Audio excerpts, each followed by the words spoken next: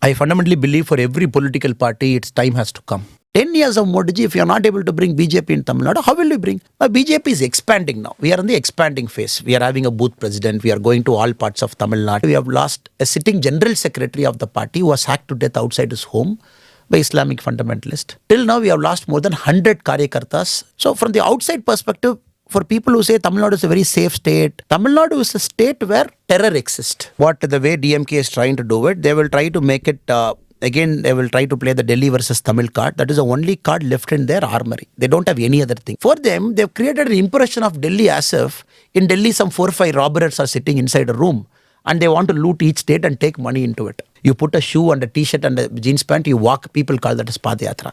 I think Padayatra is not that. Padayatra should have a larger purpose, madam. It is not you are angry with Modi ji, you want to do it. You are angry with this, you want to do it. Lot of media, especially from Delhi, is focusing on the governor's speech. But we have to understand what happened before the governor's speech. The governor was made to feel unwelcome. They spoke ill of governor in the well of the house. They say the governor has added some lines to it and given his own speech. He did not add a single line of his own. This watch is something which I wanted to wear because the watch is of the Rafael cockpit. A party in power is asking a common man show the bill. Which of course I am showing April, the day I start my Padayatra. I try to push some things very fast. I am not like a traditional politician who will allow things to mature. I want to put more firewood and cook faster. But right or wrong, that is my style, madam.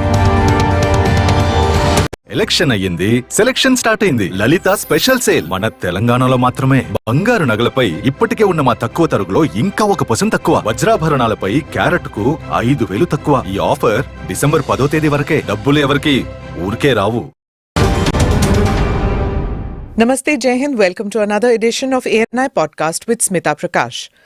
Today my guest is Annamalai Kuppuswamy, the state president of the BJP in the southern Indian state of Tamil Nadu.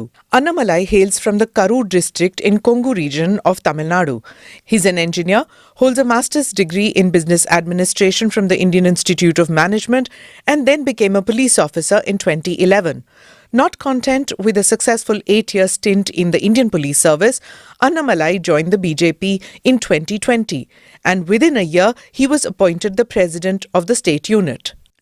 Annamalai ji, you are emerging as one of the sharpest young politicians in the country. Whenever somebody talks about young politicians who are going to matter by 2024, your name is taken in that. In the south, the BJP has not really managed to make much inroads over the past several decades since its existence. You are seen as this white ray of hope by your party in Tamil Nadu. So what is it that is your brief and what are you expected to deliver in Tamil Nadu? Thank you so much, madam, for having me in your podcast show. I fundamentally believe for every political party, its time has to come. Whatever we push and pull, certain conducive factors has to be there for a political party to emerge. If you look at Tamil Nadu, for a long time we had big stalwarts there. People like Jayalalitha madam, people like Karunanidhi Ayya. They're like very, very people bigger than their shoes. People who can pull crowds. People just thought they can't do any wrong. That is the kind of confidence they generated over the last 40, 50 years. Correct. Very importantly, Dr. MGR. Now, what has happened in the last 4 or 5 years, we see a lot of vacuum in Tamil Nadu. Though a lot of parties are fighting for that space. And they need a larger than life leader kind of. Tamil Nadu people are always used to this kind of an impression. You need a larger than life leader. So now our Honorable Prime Minister Narendra Modi ji exactly fits into that role. 9 years into governance. All the central government schemes are reaching that maturity level. People are seeing in their own eyes the transformation. Tamil people generally, it takes a little bit time for them to get warmed up. If you look at Dr. MGR himself, he acted in movies for a long time. He was in DMK for a long time. Then he started a party in 1972. 5 years later, he came to power. There is no that instant hero in Tamil Nadu. They take time to warm up to you. Once they warm up, then sky is the limit. For Modi ji, people have warmed up to him. They have accepted him. They have seen him for 2 different elections now. So 2024, we fundamentally believe Modi ji is going to fill that big vacuum in Tamil Nadu. That's how I see it. The brief is very clear, madam. To spread the party. The party has to go to all parts of Tamil Nadu, 39 Lok Sabha constituencies. We have to go around everywhere. The party is traditionally strong in some parts of Tamil Nadu. We are strong in Kanyakumari, where we have produced MPs. Nilagiri we have given MPs. Coimbatore we have given MPs. Trichy we have given MPs. So now we have to spread out tier 2 cities to the village level. That is the work we are doing as of now, ma'am.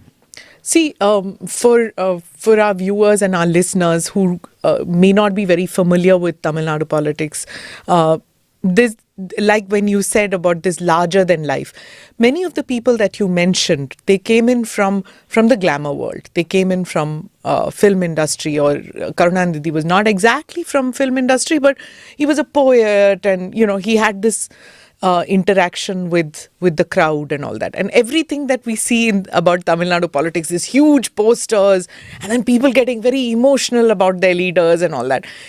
Politics is very different from the rest of the country, isn't it? I partly agree with you, madam. It is true. We are definitely different from the rest of the country. And the initial part of Tamil Nadu, 1919, the Justice Party came to power in Tamil Nadu. Till 1947, with the British control, we had some form of a government. Post 1947, we had some of the great stalwarts in Tamil Nadu. You look at iconic statesmen, people like Rajagopalachari, people like Karmaveerar Kamaraj Raya. That was a different era and time. So those people occupied the mind space. 1965, post the Hindi agitation in Tamil Nadu, things took a sharp U-turn. Till then, it was more like Tamil Nadu was part of the national mainstream. When Rajaji was there, part of the national mainstream. Kamarajar, Ayya, part of the syndicate and very big leader. So Tamil Nadu was never far away from India. It was always connected. The schemes were coming, and people were dictating up to the Delhi politics also. People sitting here were dictating Delhi politics. 1965, post the Hindi agitation and the sharp U-turn that happened, Tamil Nadu was seen from the outside as a state that is slightly away from the mainstream India in terms of politics, where it is a separate politics. It doesn't matter who's coming in Delhi. There people vote very differently. So that, a very careful political vacuum which arose after the Hindi agitation, the DMK party smartly captured it. Karunanidhi, all said and done, he was also a great person in the media industry, in the cinema industry. He wrote screenplays, very powerful dialogues for n number of movies, for which Dr. MGR acted as the hero. And the connection for them, they all came together. Annadurai, who was the first Chief Minister of Tamil Nadu, the Dravidian Chief Minister in 1967, he was also very popular writer and a speaker. So from then onwards, it is one after the other. It is Karunanidhi, then Dr. MGR, then Jayalalitha. It is like that, it is going. But we all have to understand, madam, when larger than life leaders, the shelf life, once it is over, it's a matter of time. For them, the parties go through some sort of a struggle because the next leader can't match up to their standard. And nobody could match up to Kalangar's standard. Nobody could match up to Dr. MGR's standard. But Jayalalitha madam came up because she was also came up the hard way. Now in the current field, I don't see any larger than life leader in Tamil Nadu who will occupy that mind space. And people simply will blindly trust them. He cannot do any wrong. That is the kind of image people had for them. So in this space, the politics is going to be very, very different, ma'am. Not the old style of politics now.